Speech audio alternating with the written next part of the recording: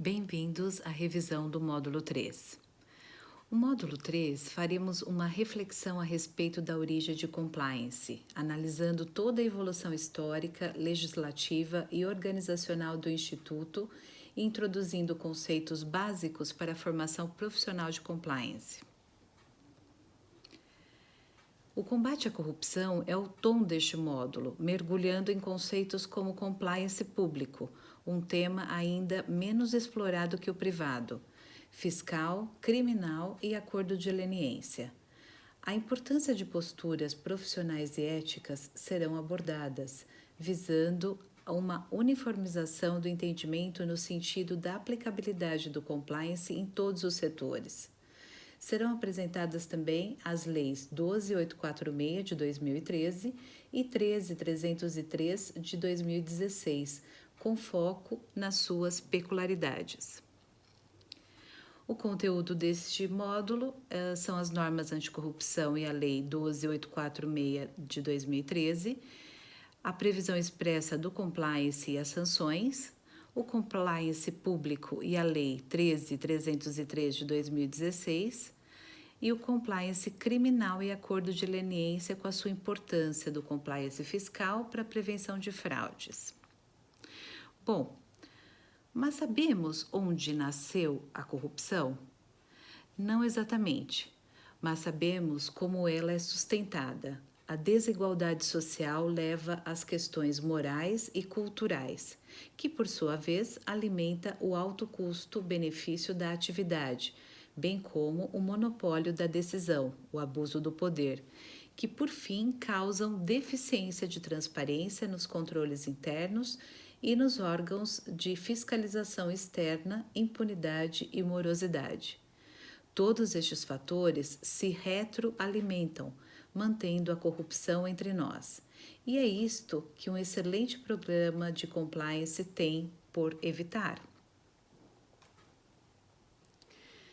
O compliance é tão importante que, se durante a investigação a pessoa jurídica apresentar documentos inerentes à existência de um programa de compliance ou de integridade, a comissão deve examinar tais documentos e, dependendo da análise, pode até incidir na dosimetria das sanções a serem aplicadas. A Lei número 12.846, de 1º de agosto de 2013, e o Código Penal, traz algumas responsabilizações.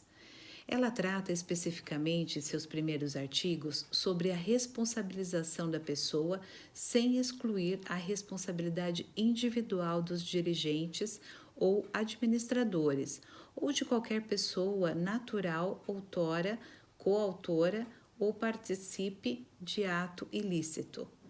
A responsabilização ela recai em ambas as pessoas, físicas e jurídicas, conforme o artigo 1º.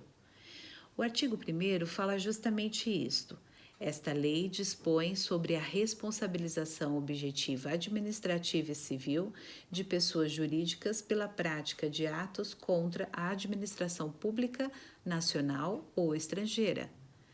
O seu parágrafo único traz que aplica-se o disposto nessa lei às sociedades empresariais e às sociedades simples, personificadas ou não, independente da forma de organização ou modelo societário adotado, bem como a quaisquer fundações, associações de entidade ou pessoas ou sociedades estrangeiras que tenham sede, filial ou representação no território brasileiro, constituídas de fato ou de direito, ainda que temporariamente.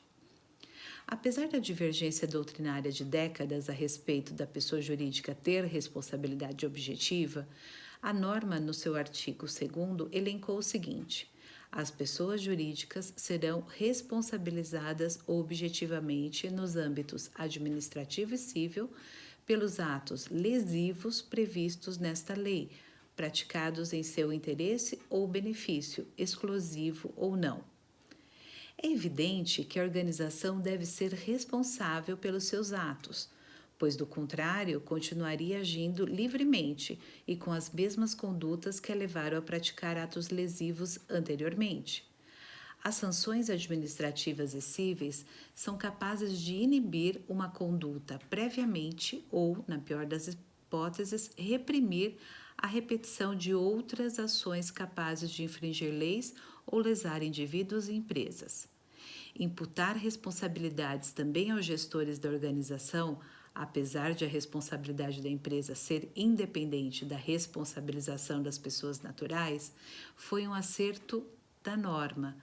Imaginem se eles cometessem uma série de arbitrariedades e ilegalidades, mas saíssem impunes, com seus nomes limpos, para continuarem oprimindo o bom senso e a ordem jurídica no outro ambiente de trabalho. Foi pensando nisso que o artigo 3º tem o seguinte conteúdo: a responsabilização da pessoa jurídica não exclui a responsabilidade individual dos seus dirigentes ou administradores ou de qualquer pessoa natural, autora, coautora ou partícipe de ato ilícito. A pessoa jurídica será responsabilizada independentemente da responsabilização individual das pessoas naturais referidas neste caput. Os dirigentes ou administradores somente serão responsabilizados por atos ilícitos na medida de sua culpabilidade. Contudo, os dirigentes e administradores só respondem por atos ilícitos na medida da sua culpabilidade, como, por exemplo, um ato ilícito que é cometido pelo presidente de uma empresa e, segundo o estatuto social desta, só ele era responsável e competente para tomar tal decisão. O diretor de finanças, além de não tomar conhecimento do que o presidente fez, mesmo que soubesse e tivesse intenção, não teria legitimidade para tomar tal decisão na empresa. Quem, nesse caso, responderia pelo ilícito? A organização responderia na base do seu artigo 2 e o presidente, na medida da sua culpabilidade, com o artigo 3. O diretor de finanças não seria responsabilizado. Para afirmar o entendimento doutrinário da base da lei, o artigo 14 da norma cita: a personalidade jurídica poderá ser desconsiderada sempre que utilizada com abuso do direito para facilitar, encobrir ou dissimular a prática dos atos ilícitos previstos nessa lei ou para comprovar a confusão patrimonial, sendo estendidos todos os direitos e efeitos das sanções aplicadas à pessoa jurídica, aos seus administradores e sócios, com poderes de administração observados no contraditório e a ampla defesa.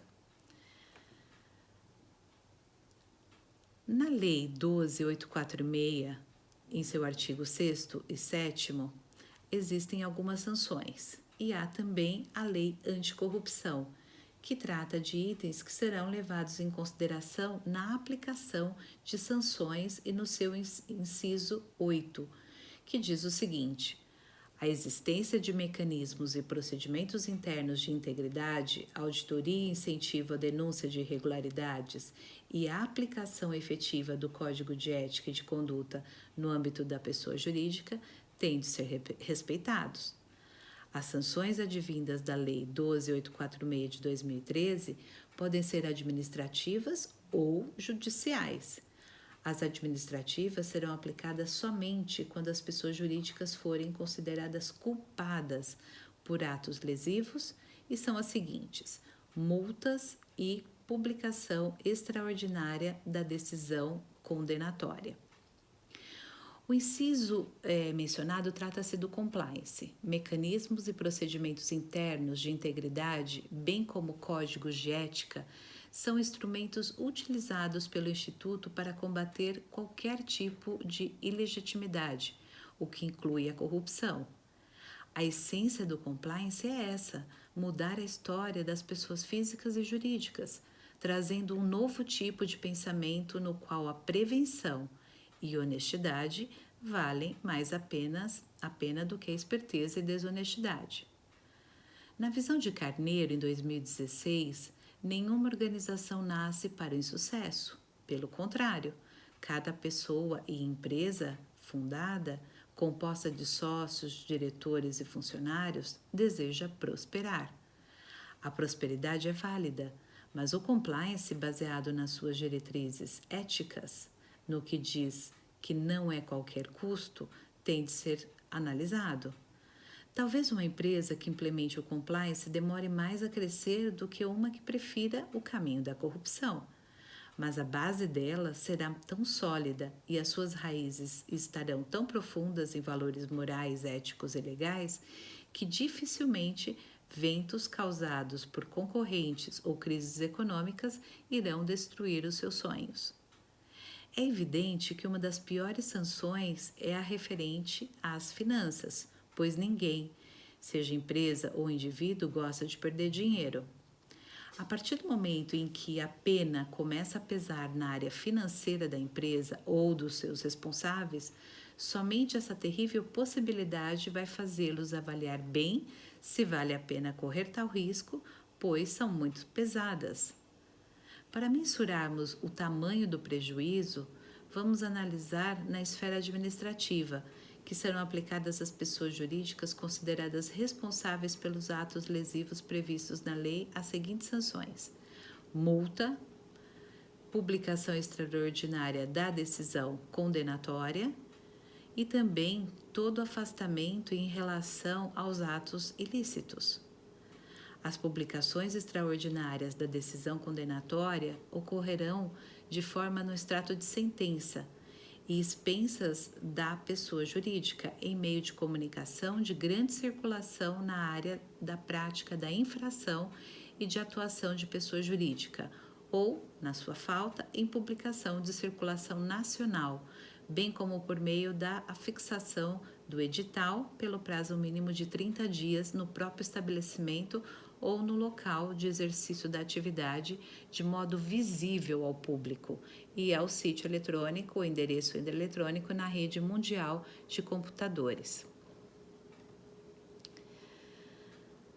O nosso ordenamento pátrio possui ainda algumas leis extravagantes que merecem destaque.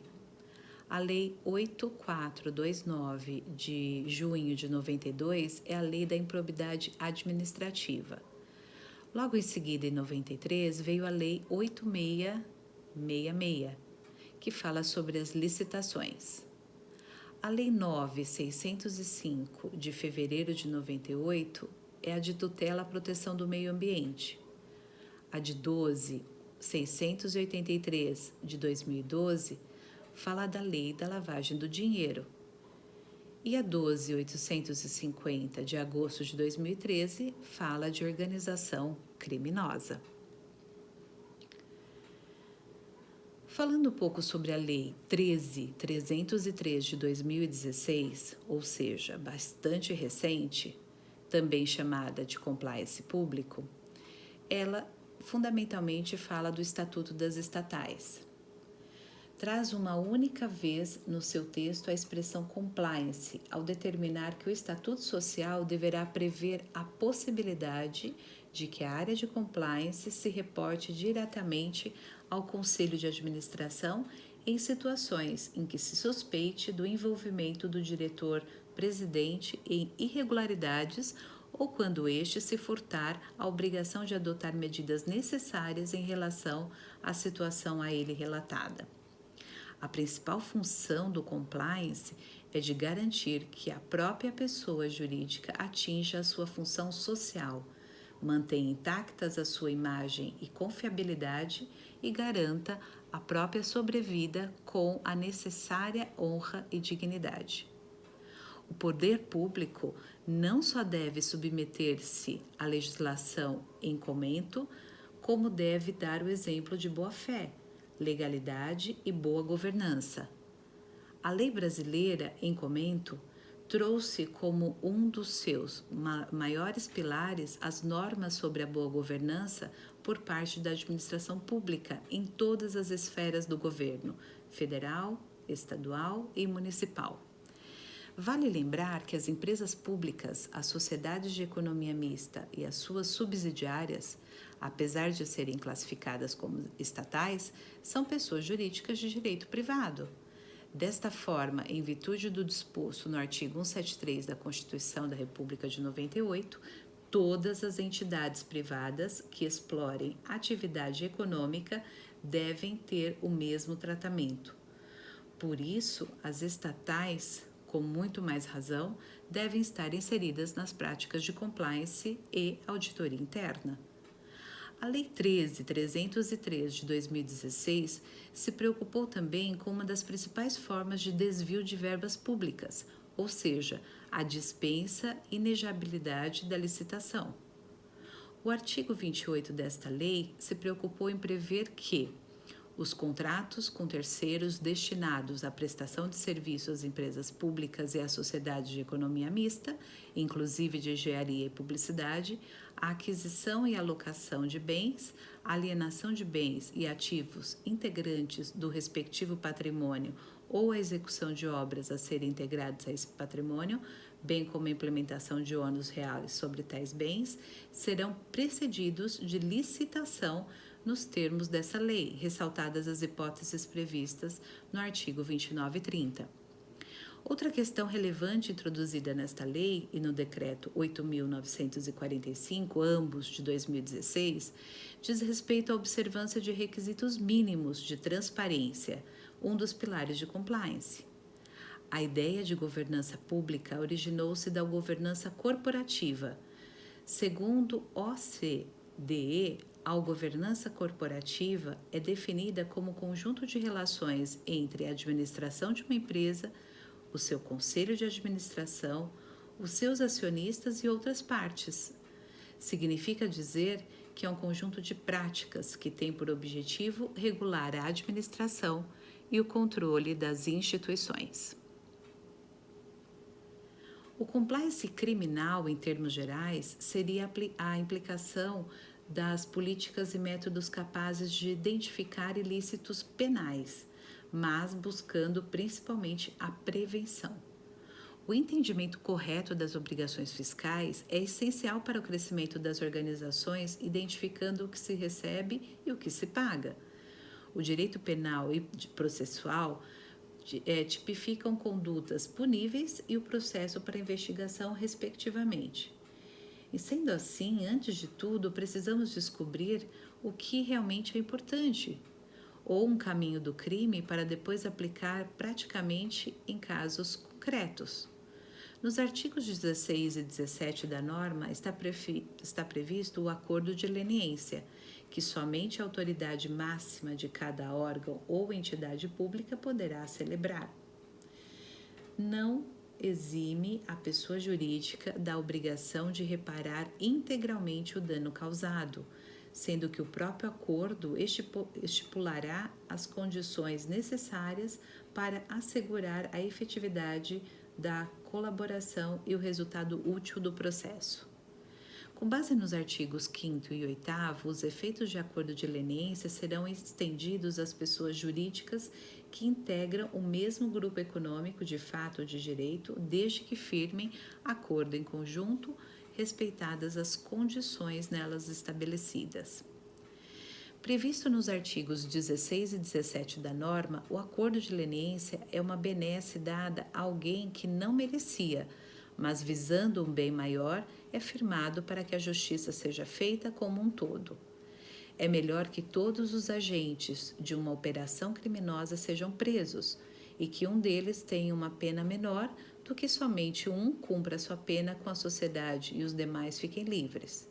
É uma decisão difícil, mas necessária em certos momentos. A título de ilustração, a Procuradoria-Geral da República pode firmar acordo com a organização, sendo que esta promete delatar todas as irregularidades nas quais esteja envolvida, como pagamento de propinas, falsificação de documentos, compra de votos, entre outros. Quem pode se beneficiar dessa previsão legal? A pessoa jurídica responsável pela prática dos atos ilícitos da própria lei, mas deve colaborar efetivamente com as investigações e o processo administrativo. Bom, turma, essa foi a revisão deste módulo. Espero que tenha sido proveitosa para vocês. Um grande abraço.